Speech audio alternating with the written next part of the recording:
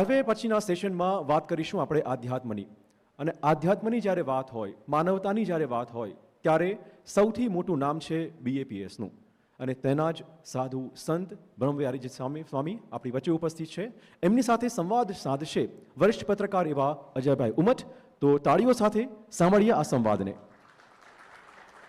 આજે આપણે સૌ નસીબદાર છે કે એક એવું વિરલ વ્યક્તિત્વ બ્રહ્મવિહારી સ્વામીના સ્વરૂપમાં આપણને મળ્યું છે કે જેને જો મારો એક વાક્યમાં પરિચય આપવો હોય તો હું એમ કહી શકું કે ભારતના કલ્ચરલ, રિલિજિયસ અને સ્પિરિચ્યુઅલ એમ્બેસેડર તરીકે વિશ્વમાં જેમની ગણના થાય છે.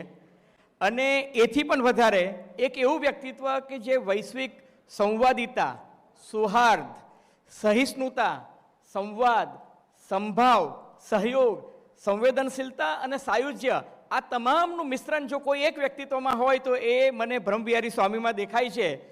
તો આ એક એવું વ્યક્તિત્વ છે કે જેને આપણે ગ્લોબલ સિટીઝન પણ કહી શકીએ. અને જૈનજી જે અહીં પાછળ બેઠી છે એમની ટર્મિનોલોજીમાં કહું તો એ ગ્લોબલ ઇન્ફ્લુએન્સર તરીકે પણ જેમની ગણના થાય છે. તો આપનું સ્વાગત છે TV9ના આ કાર્યક્રમમાં. અને સ્વામી, આ કાર્યક્રમની થીમ એવી છે કે વોટ ગુજરાત થિંક્સ ટુડે. તો તમારી દ્રષ્ટિએ વોટ ગુજરાત થિંક્સ ટુડે, એનાથી આપણે વાતની શરૂઆત કરીએ. આપની પાસેથી ઘણું બધું જાણવાનું છે. So first of all, I'd like to congratulate the organizers for arranging this summit, What Gujarat Thinks Today. Second, I'd like to congratulate all the delegates કે સમય કાઢીને તમે વિચારવા ભેગા થયા છો. અને third and the most important, I'd like to congratulate all of you. કારણ કે એક વાઇઝ મેન જે અત્યારે અબજોપતિ છે અને હું એમને જેટલી વાર મળું ત્યારે મને યાદ કરાવે કે સ્વામી કે મારામાં એટલી બુદ્ધિ નથી અને મને એટલી આવડત પણ નથી. એટલે મેં નક્કી કર્યું હતું કે કોઈ પણ ચર્ચામાં ખૂણામાં બેસીને સ્પંજ બની જવું. Sponge absorb ideas, absorb ideas, absorb ideas. કેવળ સાંભળવાથી સાંભળવાથી સાંભળવાથી હું આજે અબજોપતિ થઈ ગયો, કારણ કે બીજાના સારા વિચારો પણ મેં અપનાવ્યા છે. So I think you should give all of yourself a big hand, applaud yourself for being here to actually understand and grow by thinking. પણ મારે એક આયોજકોને એક સૂચન પણ છે કે વોટ ગુજરાત થિંક્સ ટુડે એ અગત્યનું છે જ, કારણ કે ઇન્ટેલેક્ચ્યુઅલ છે. But more than thinking is feeling. What Gujarat feels today is perhaps more important. જો તમે ફોકસ કરશો કે થિંકિંગ ઘણીવાર કેવું છે આજના યુગમાં, we live in an age of digital interaction. We live in an age of artificial hallucination. Artificial intelligence તો બાજુ પર રહ્યું. Artificial hallucination and imagination. We live in an age of computing. જ્યારે ક્વોન્ટમ કમ્પ્યુટિંગ હજુ આવશે ને break through, ત્યારે 10 to the raise of 24 એટલા વર્ષમાં જે તમે કમ્પ્યુટિંગ નહીં કરી શકો એ 15 મિનિટમાં કરશો. તમારી યુગની આ વાતો કરું છું, અમે તો ક્યારના પાછળ રહી ગયા આવીશું. પણ એ વખતે you can outsource your thinking. અત્યારે તમે જોજો કે નાના તમે મોબાઈલ ફોનની અંદર કંઈક વિચારવાનું હોય તો તમે સીધું AI ને સોંપી દો તો વિચારે છે કે નહીં? તમારા પ્લાન્સ પણ એ ઓર્ગેનાઇઝ કરે છે કે નહીં? એક ખાલી રૂમનો ફોટો પાડો અને આમાં ઇમ્પ્રુવમેન્ટ શું કરવી તો AI તમારા માટે વિચારશે. So in this age of intellectualization, we can outsource our thinking. But can we outsource our feeling?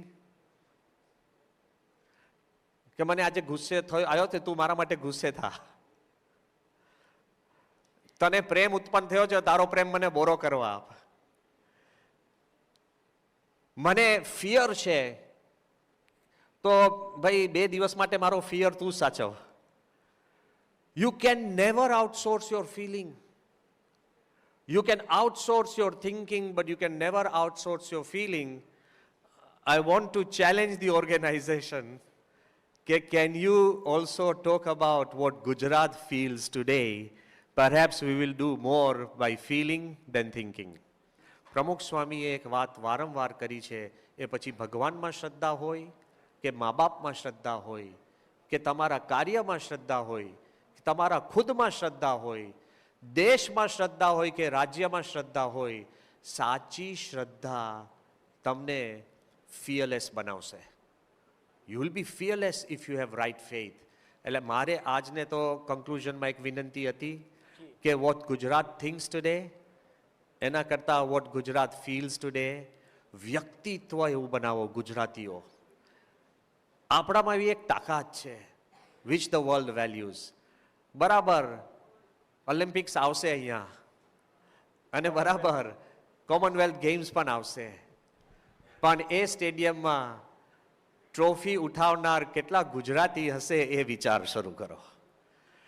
Our glory of Olympics or Commonwealth Games will be how many Gujaratis can get in there and perform. Creation of human beings is the greatest wealth we have. એટલે આજે મારી બધાની વિનંતી છે, rather than creating other people, start with yourself. How can you become a proud Gujarati who makes Gujarat proud? How can you become a proud Indian who makes India proud? આ જો આપણા મનમાં દ્રઢ હશે, then I personally believe કે AI આવશે, કે super AI આવશે, કે ક્વોન્ટમ કમ્પ્યુટિંગ આવશે, but human beings are the core factor of life. How you feel will never be outsourced. અને નાની નાની વાત પણ આપણી છે એને તમે ગૌરવવંતી બનાવજો. This is my feeling today. પ્રમુખ સ્વામી હંમેશા જે કહેતા હતા અને જે વાતને આપે પણ દોહરાવી કે વિજ્ઞાન અને આધ્યાત્મનો જો સુભગ સમન્વય થાય તો જ માનવજાત પ્રગતિ કરી શકે. પણ એ જ સંદર્ભમાં મારી આગળ વાત એ છે કે fear and faith, physical conditioning and psychological conditioning and spiritual conditioning, એ દ્રષ્ટિએ તમે ગુજરાત વિશ્વને શું મેસેજ આપી શકે છે? Gujarat should not confine itself only to trade and commerce and economic and business. તો એથી આગળ ગુજરાત જે આજની થીમ છે કે what Gujarat thinks today should global follow it tomorrow, એ સંદર્ભમાં સ્વામી આપનું થોડુંક માર્ગદર્શન. So I wanted to tell everybody, આપણે જે ઝંખીએ છે ને સારા રોડ, રસ્તા, બિલ્ડિંગ, સુવ્યવસ્થા, સુવિધા, એ તો પશ્ચિમી દેશોમાં છે જ.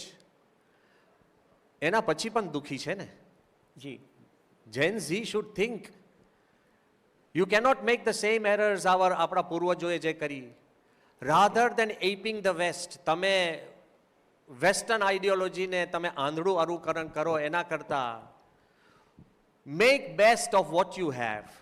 હું તમને એક દ્રષ્ટાંત આપું જે તમને આપણને યાદ આવશે કે આટલી બધી પ્રગતિ કર્યા પછી UAE, યુનાઇટેડ આરબ એમિરેટ્સ, ત્યાં બધું જ છે, પણ this year they have declared the year of the family.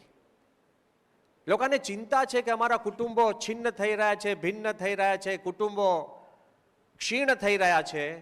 આટલી બધી પ્રગતિ કર્યા પછી they are focusing on family. હવે ગુજરાતમાં આપણને ફેમિલી સ્ટ્રક્ચર છે જ. રોજ મા બાપ, રોજ ભાઈ બહેન, રોજ મિત્ર, રોજ એ આપણું સ્ટ્રક્ચર છે. તો why can't we preserve that? So I ask you, દુનિયાનું અનુકરણ કર્યા કરતાં આપણી પાસે જે શ્રેષ્ઠ છે એને તમે દુનિયાવી બનાવો. How? So let me be very Frank કે હું તમને એક દ્રષ્ટાંત આપું કે ગુજરાત પાસે એક ફેમિલી સ્ટ્રક્ચર છે, unit. Make it stronger, make it better and showcase that to the world. અમે એક બહુ જ મોટા આરબની ઘરે ગયા હતા પધરામણી માટે, અને હું બેઠો હતો, મારી જોડે વાત કરતા, અમારી જોડે 2-3 નાના બાળકો હતા ને ઊભા થઈને એને પગે લાગ્યા. હવે આપણો આ રોજનો કાર્યક્રમ છે, તમે મા બાપને પગે લાગો જ છો, તમે ઊભા થઈને વડીલોને પગે લાગો જ છે, નોર્મલ છે. પણ જેવા પગે લાગ્યા ને પેલા હલી ગયા. મને કે વોટ રિસ્પેક્ટ. આ દુનિયામાં હવે જ્યારે બધા પાસે બધી જ માહિતી મળવાની, 5 વર્ષવાળા પાસે પણ એઆઈમાં એ જ માહિતી મળશે જે 50 વર્ષને મળશે. So in this world where everybody is equal, we have level the playing field. Respect જતો રહેશે. તો respecting elders is Gujarati culture. Make it global. Unifying family is our culture. Make it global. Simple things in digital interaction, physical interaction ઓછા થવાના છે. તો આપણે એક ક્રમ હતો, સાયંકાળે મંદિરે જવું, કે પછી આપણા દર મહિને કંઈક ઉત્સવ હોય તો ઉત્સવમાં શું થાય, લોકો ભેગા થાય. હવે ભવિષ્યમાં લોકોએ ભેગા થવું એ પણ એક ઇવેન્ટ બનશે. Take what we have in Gujarat and make it global. નવું કર્યા કરતા be proud of being a Gujarati. Take your values which you do regularly, make it global. Abu Dhabi મંદિર એક એવું બન્યું છે, હું ખાલી એક લાઈનમાં કહું તો doctor S Jaishankar wrote to me કે બ્રહ્મવિહારી સ્વામી, this is like a Cinderella story. You are turning fairy tales into reality. In a place which was unthinkable to have a Hindu temple, you have made it. પણ એ મંદિર એવું બન્યું કે કેવળ ગુજરાતી અને ભારતીયો નહીં, 2 વર્ષની અંદર 4 million people have come and celebrated our festivals. Can you imagine? મંદિર જેને આપણે એક સામાન્ય ગણતા એને એવું ગ્લોબલ થયું કે આખી દુનિયા અચંબો પામી ગઈ છે. This is the way of what Gujarat should think and how Gujarat should feel. Thank you very much. Thank you. તો સ્વામીની એક જ સેકન્ડ, સ્વામીની વાતચીત એક જ વાક્યમાં કહું તો think global and act local. અને બીજું કે પશ્ચિમનું આંધળું અનુકરણ ન કરો અને જે ગુજરાતનું જે આપનું પોતાનું સત્વ છે એને અનુસરો. And don't just limit yourself with thinking, start feeling Gujarat. તમે અબુધાબીની વાત કરી, અરબોની વાત કરી, તો ત્યાં મંદિરો બાંધવા અને ત્યાંના ખાસ તો લોકોને કન્વિન્સ કરવા આ કેટલું પડકારજનક હોય છે. તમે કન્વિન્સ કરો છો કેવી રીતે? શું કહો છો એમને કે કન્વિન્સ થઈ જાય છે? જો કોઈને ખુશ કરવાથી કશું થતું નથી. He is asking ત્રણ જ વાત. No, I'm happy you asked. તમે એક વસ્તુ બધું ધ્યાન રાખજો કે if somebody gives you advice, you will reject it. But if somebody gives you a vision, you will accept it. મેં રાજાઓને એક વાત કરી હતી કે અત્યારે તમારી પાસે અદ્ભુત ઇન્ફ્રાસ્ટ્રક્ચર છે, રોડ, રસ્તા, બુર્જ ખલીફા, બિલ્ડિંગ્સ બધું જ છે, પણ where is the emotional infrastructure? Emotional infrastructure ક્યાં છે? કેમ કે બધાને એમ છે કે તમે એક્સપો 2020 કરશો, વર્લ્ડ સમિટ કરશો, મોટા મોટા ફેર કરશો, ધ બેસ્ટ એક્વેરિયમ બનાવશો, ધ બેસ્ટ પાર્ક્સ બનાવશો. લોકોને એમ છે કે તમારી પાસે પૈસા છે એટલે તમે બનાવી શકો છો. પણ જ્યારે તમે એક મંદિરની પરવાનગી આપશો ત્યારે લોકોને અનુભવ થશે કે તમારા હૃદયમાં જગ્યા છે. It is always better to have a bigger heart than a bigger country. વાહ. એક સવાલ હવે કે ધર્મ ધુરંધર આપણો ટાઇટલ આજનું આ છે. તમે પણ ચોક્કસ ધુરંધર સાબિત થઈ રહ્યા છો વિદેશોમાં મંદિરોની સ્થાપના મુદ્દે. નેક્સ્ટ કયા કયા કન્ટ્રીઝ આપના લિસ્ટમાં છે એવું કે જાણી શકાય? ના, અમારા લિસ્ટમાં કાંઈ નથી. Everything is natural. પણ હું તમને કહું, તમારો પ્રશ્ન આપણે સુધારીને હું જવાબ આપું. બે પ્રશ્ન સુધારું અને જવાબ આપીશ. ટેકનિકલી કોઈ પણ વસ્તુ તમે છે ને મિશનરી ઝીલથી કરશો ને કે this is our next project. Even આબુધાબીમાં અમારો એવો ગોલ નહોતો કે ત્યાં મંદિર બનાવવું, પણ 1997માં પ્રમુખ સ્વામી સાહજિક રીતે બોલ્યા હતા કે આબુધાબીમાં મંદિર થશે. અને તે વખતે અમે આબુધાબી જઈ શકીએ એમ હતા જ નહીં, શારજામાં હતા. તો એના આધારે આ મંદિર બન્યું છે. એમ વર્ષો પહેલા યોગીજી મહારાજનું પ્લેન પેરિસમાં ઉતર્યું હતું અને પેરિસમાં એમને કીધું હતું કે અહીંયા મંદિર થશે. તો આપ સૌની જાણ માટે in September we are opening the first traditional Hindu મંદિર ઇન ધ હાર્ટલેન્ડ ઓફ પેરિસ, કે જ્યાં તમે એવી રીતે શ્રદ્ધાનો વિચાર જ નથી કરી શકતા. એક વસ્તુ I want to tell you the young people, one thing I have learned after the Abu Dhabi મંદિર. મને 1000 માણસોએ કીધું હશે કે અહીંયા મંદિર શક્ય નથી ઇસ્લામિક દેશોમાં. 1000 માણસો, મોટા મોટા સાધુ સંતોએ શંકરાચાર્યના લેવલના, they called me to the side and કે બ્રહ્મવિહારી સ્વામી, this is not possible. Historians told me કે this is not possible because history says કે આપણા મંદિર તોડ્યા જ છે અને આ બની ન શકે. But you know what? I had a choice whether to listen to 1,000 no's or a single yes from Pramukh Swami. I chose to listen to a single yes, etle mandir is there. I want all of you not to listen to the no's of the world. Listen to the yeses of the world and you will change Gujarat and you will change your life. Thank you again.